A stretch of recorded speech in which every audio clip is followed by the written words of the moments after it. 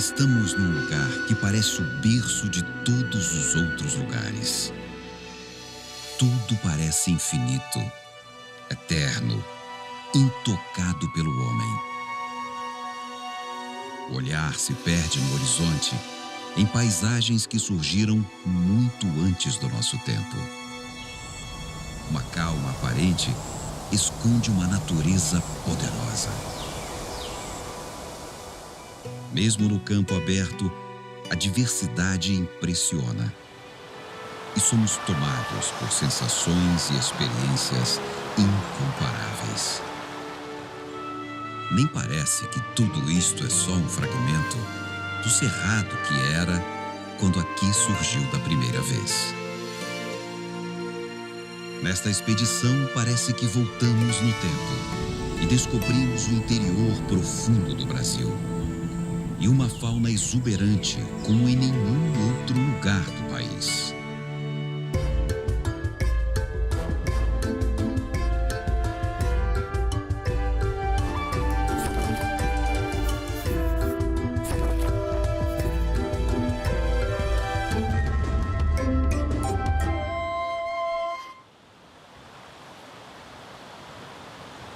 O trabalho de campo começa bem cedo. No primeiro dia, como em vários outros, atravessamos o Rio Formoso. O sol estava nascendo ainda. O clima era agradável. A umidade subia do solo, deixando tudo enevoado. Pouco tempo depois, o calor dissipou a névoa. E já podíamos ver toda aquela paisagem que parecia não ter fim. Uma grande diversidade de formações domina o ambiente. Mal dá para perceber que estamos no alto de um enorme chapadão desgastado pelo tempo. No sudoeste do estado de Goiás, bem na divisa com o Mato Grosso do Sul, fica o Parque Nacional das Emas.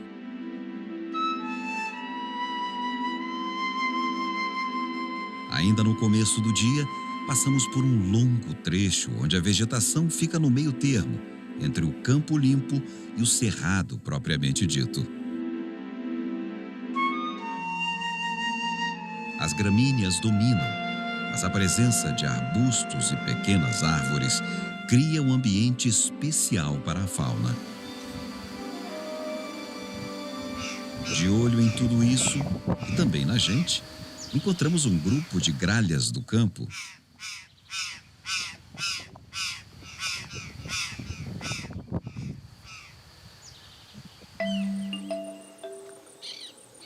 Ali perto, uma Maria faceira.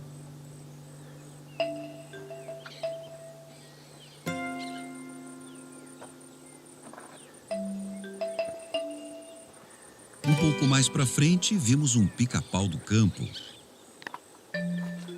Em busca de alimento, este animal desce até o chão para catar formigas e outros insetos.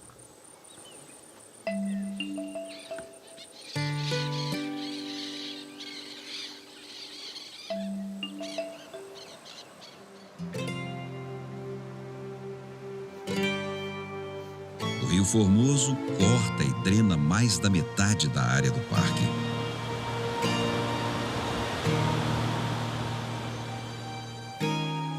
Formoso é pouco. Este rio é deslumbrante. Visto de cima, é como uma enorme serpente. Seguindo seu curso, a vida fervilha.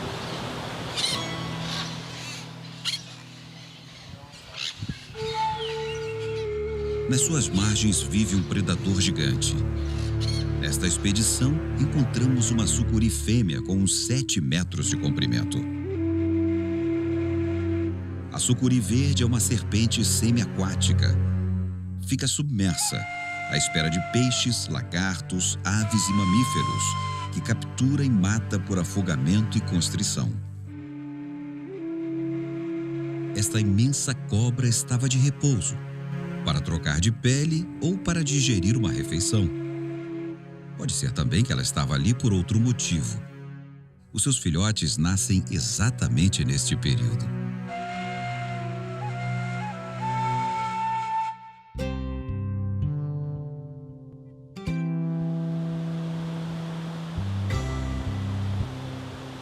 Saindo do parque, este rio vai se juntar ao Jacuba para formar o Rio Corrente, que deságua no Rio Paranaíba, e junto com o Rio Grande forma o Rio Paraná. Continuamos a nossa jornada atravessando o Cerrado, que neste período fica bastante florido. E tem um animal que é quase onipresente. Para onde você olha, está lá um deles, olhando fixamente para você. Vive em casais ou pequenos grupos familiares e faz a casa no solo. Aliás, é a única coruja que faz isso. A coruja buraqueira.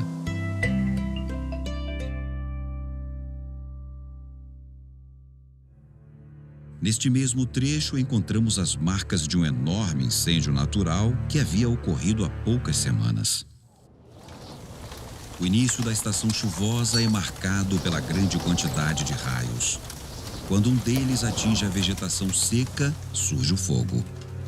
O incêndio acaba quando vem a chuva.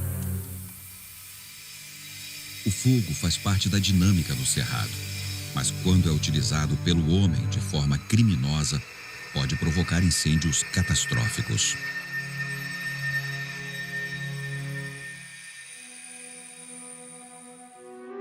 O parque é como um enorme mosaico multicolorido com trechos de vegetação em diferentes estágios de desenvolvimento. Num lado tem um pedaço recém-queimado. No meio, tudo está verde e brotando. No outro, a vegetação está bem seca. Dividindo cada trecho, estradas e aceiros criados pelo homem. Sem essa artimanha, o parque inteiro poderia pegar fogo de uma só vez. E isso poderia ser fatal para boa parte da vida que habita este lugar. Em volta do trecho queimado, encontramos personagens que, apesar de ariscos, estão sempre por lá. Como uma ruidosa família de papagaios galegos, raros fora do parque, aqui são vistos com facilidade em diferentes ambientes. O tucano-sul também é facilmente encontrado. O maior dos tucanos possui um bico laranja inconfundível. Outra espécie comum por aqui é o famoso papagaio verdadeiro. Como é bom poder vê-lo no ambiente natural, ao invés de preso em alguma gaiola ou no ombro de alguém.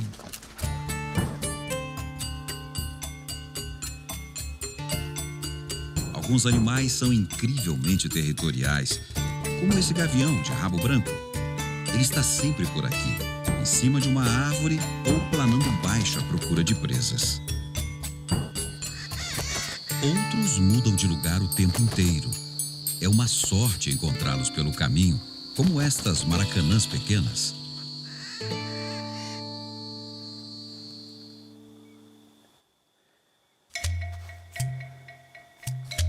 Às vezes, o máximo que vemos são pegadas e rastros. Mas essas pegadas eram enormes, maiores do que a nossa mão e do que a marca do pneu do carro. São as pegadas do maior mamífero do parque, a anta. Neste ponto, encontramos e seguimos a pegada de uma família ou de um grupo de antas. Tinha uma menorzinha, que parecia ser a de um filhote, uma gigante, provavelmente de um macho. Para ver esse animal de hábito crepuscular e noturno, só com uma câmera trap. Uma anta adulta pode pesar até 300 quilos. Possui uma tromba curta e flexível e come folhas, gramíneas, brotos e frutos.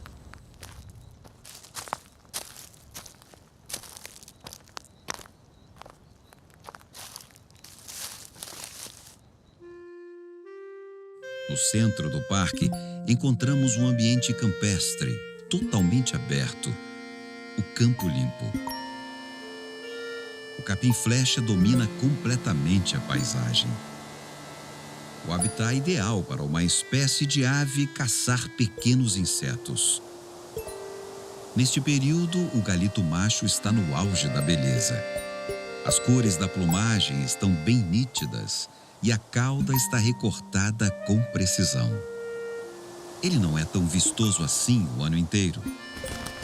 Seus rápidos mergulhos são algo mais do que uma simples estratégia para capturar alimento. As fêmeas, de aparência mais sóbria, estão ali atentas aos melhores pretendentes. Os galitos estão se preparando para gerar os seus filhotes no meio da estação chuvosa. Em poucos dias, os casais formados estarão preparando os seus ninhos no chão, escondidos no meio do capim-flecha. Sem esse ambiente preservado, o galito simplesmente não consegue se reproduzir.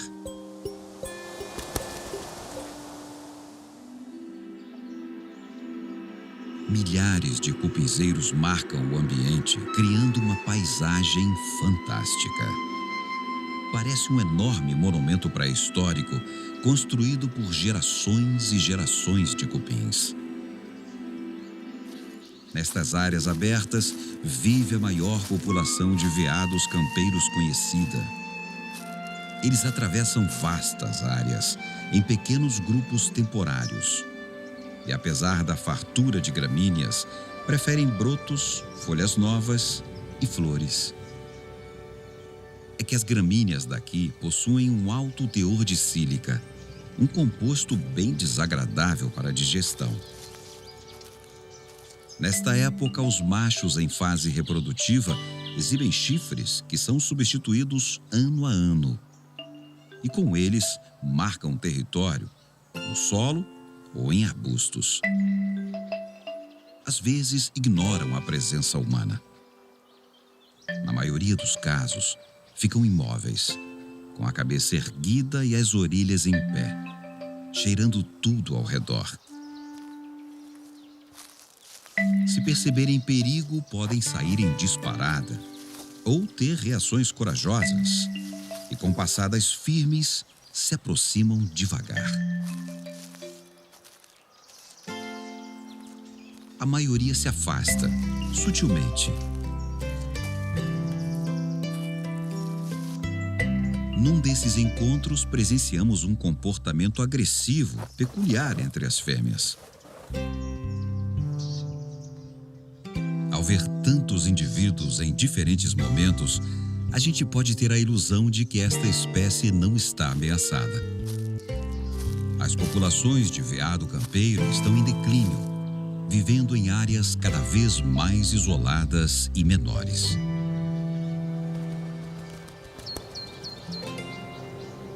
O fim da tarde está chegando e os animais diurnos se preparam para dormir.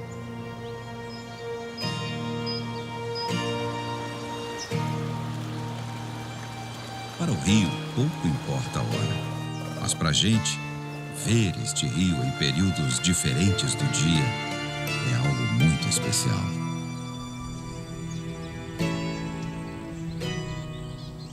Durante a noite, após uma chuva, milhares de cupins alados ganham o mundo e enchem o ar de insetos. Atraídos por enigmáticas luzes verdes, eles caem na armadilha da larva de uma espécie de vagalume.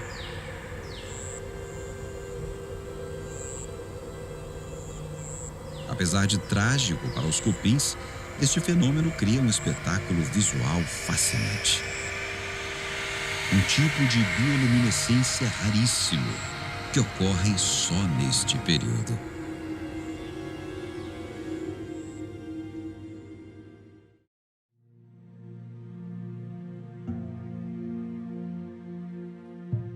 O Parque Nacional das Emas ocupa uma área de 132 mil hectares. Um lugar ao mesmo tempo grande e pequeno. Quando foi criado em 1961, o boom de exploração do Cerrado estava apenas começando.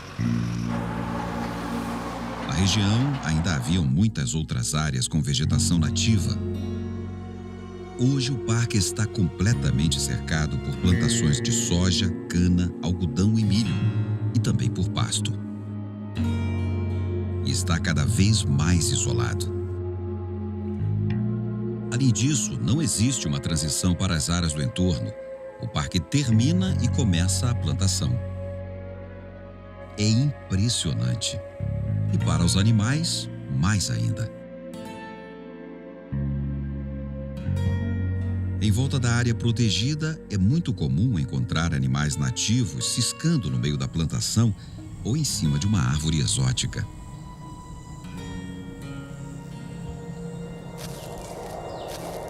Se por um lado isso mostra o poder de adaptação desses bichos, por outro é uma ameaça à saúde desses animais em constante contato com agroquímicos.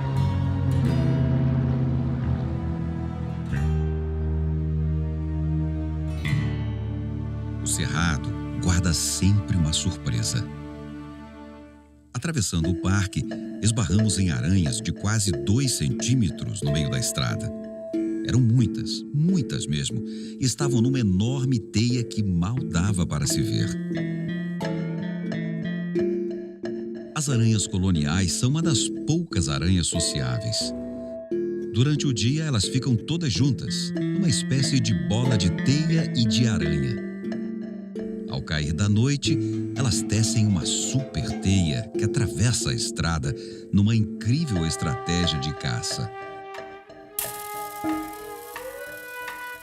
Além de teias, encontramos uma cascavel atravessando com toda a tranquilidade do mundo. Ela nem balançou o chocalho pra gente.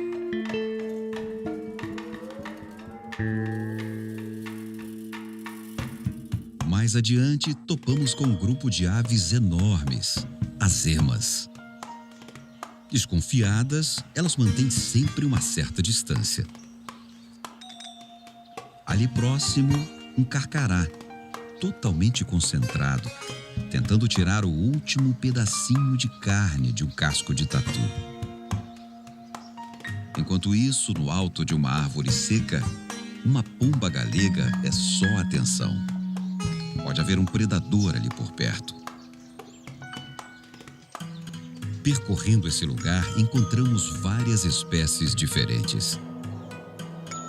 As tesourinhas ficam ali à espreita e voam com uma elegância única, sempre atrás de insetos. Algumas espécies são bem raras, como este jovem falcão de coleira que fica do alto observando tudo, à procura de outras aves e de insetos também. E depois, quando encontra uma presa em potencial, sai voando até desabar sobre a vítima.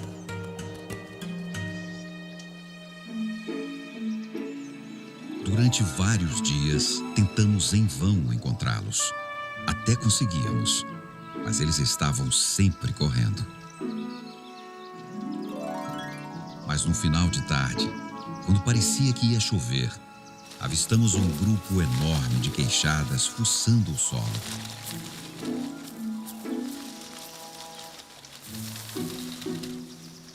Eles vivem em bandos que vão de 15 a 150 indivíduos. E estão sempre à procura de raízes, frutos, sementes, larvas de inseto e minhocas. A queixada fêmea dá à luz no máximo 2 filhotes. Os queixadas têm uma vida em sociedade bastante complexa, com uma hierarquia bem definida, o que não impede as brigas, até na hora de comer.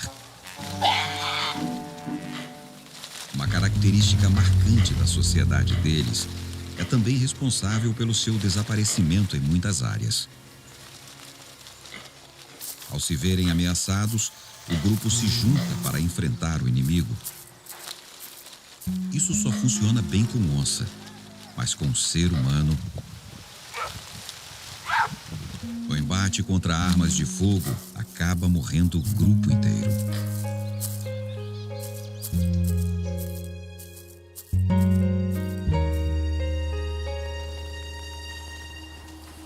Alguns grupos saem à noite para comer sementes e brotos de soja, mas isso está provocando um conflito.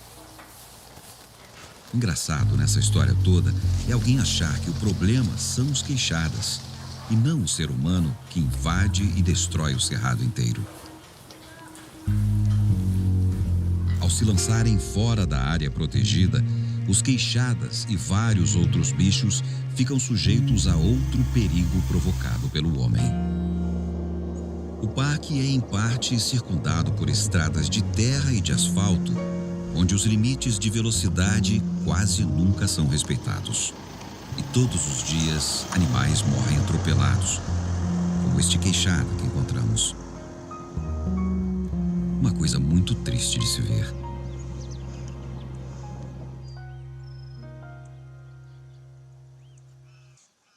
Na região norte do parque, encontramos um ambiente diferente. Só aqui dá para enxergar que estamos de fato em cima de um enorme chapadão. Esses vales profundos que vemos do mirante do Avoador são drenados por afluentes do rio Jacuba. Aqui, a vegetação campestre é substituída pelo cerrado estrito sensu, ou seja, o cerrado propriamente dito. Um ambiente impressionante e extremamente diverso, onde podemos encontrar espécies cada vez mais raras, como o cajuzinho do cerrado. O cerrado guarda um segredo que poucos sabem. Enquanto nas florestas tropicais a maior parte da biomassa está acima da superfície, neste ambiente, um amplo sistema de galhos e raízes subterrâneos garante a sobrevivência a incêndios e durante um longo período de estiagem. É a floresta invertida. Por isso, a força do cerrado é também a sua fraqueza. Esse sistema levou muito tempo para chegar neste estágio. Se desmatado, pode nunca mais se recuperar. Ou levar muito tempo para isso. No alto do mirante, as chuvas recentes e constantes provocaram uma revolução. Tudo está verde, rebrotando ou florindo. Não foi por acaso que encontramos uma fêmea de veado campeiro se deliciando ali no meio. Os veados campeiros consomem mais de 70 espécies de plantas nativas. E ela estava tão satisfeita que nem se importou com a nossa presença.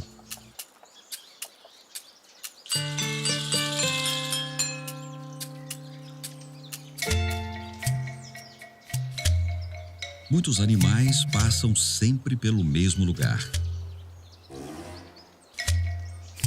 Nestas trilhas criadas pelos bichos, o trânsito é constante em qualquer hora do dia.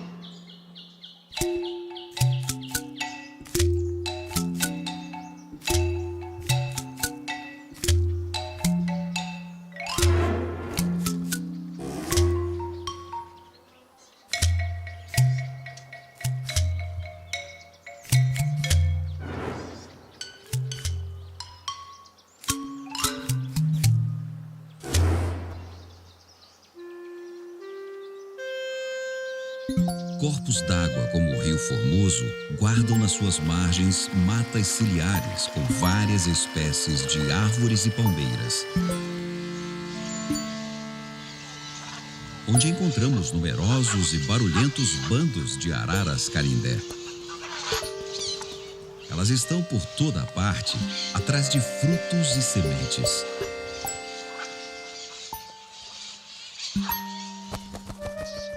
Mas uma espécie de palmeira possui uma importância especial. Além de disponibilizar frutos carnudos e suculentos, os buritis, quando secos, servem de abrigo e de ninho para elas. Na verdade, as araras canindé só constroem seus ninhos nesses buritis, em mais nenhum outro lugar. Sem o buriti, a arara canindé não consegue sobreviver. Os buritis são encontrados sempre em áreas úmidas, na beira de rios e córregos ou em veredas de uma beleza única.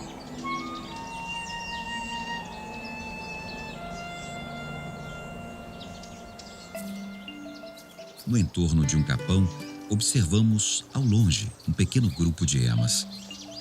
Mesmo com toda aquela distância, ao nosso menor movimento, saíram em disparada. Em outro ponto, encontramos uma ema solitária, caminhando e procurando alimento.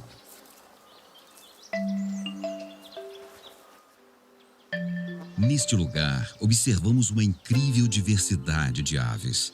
Algumas nem esperávamos encontrar, como um trio de jaburus, que no Pantanal são chamados de tuiuius.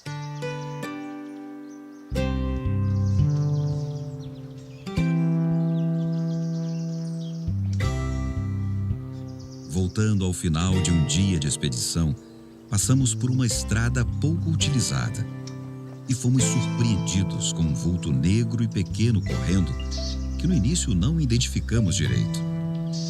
Descemos do carro e nos deparamos com um veado campeiro sendo enxotado por um cachorro do mato.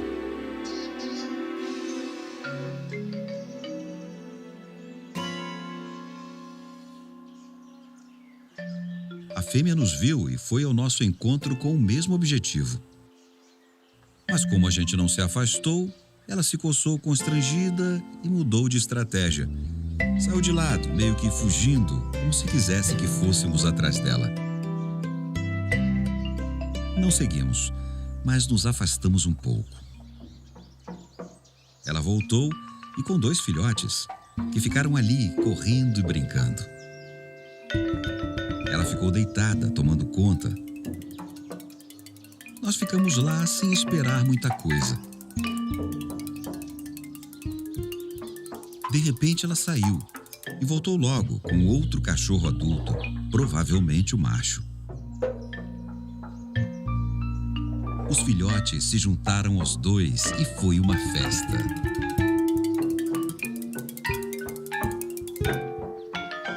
A luz estava caindo rápido e resolvemos ir embora.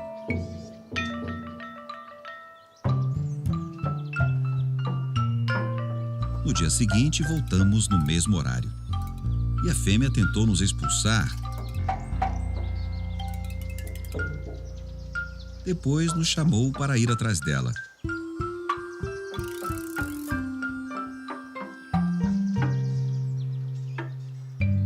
Nos afastamos novamente. Os cachorrinhos saíram para brincar. Ela ficou ali esperando algo enquanto cuidava da prole. E mais uma vez o macho voltou. E foi uma festa de novo. E nós ficamos ali, emocionados com aquela cena.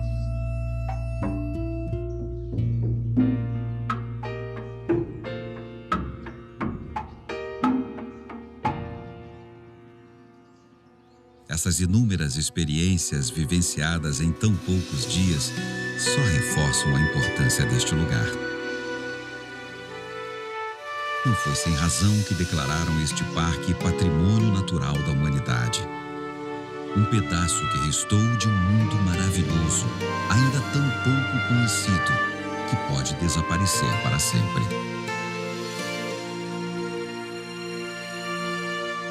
Nós não podemos deixar isso acontecer.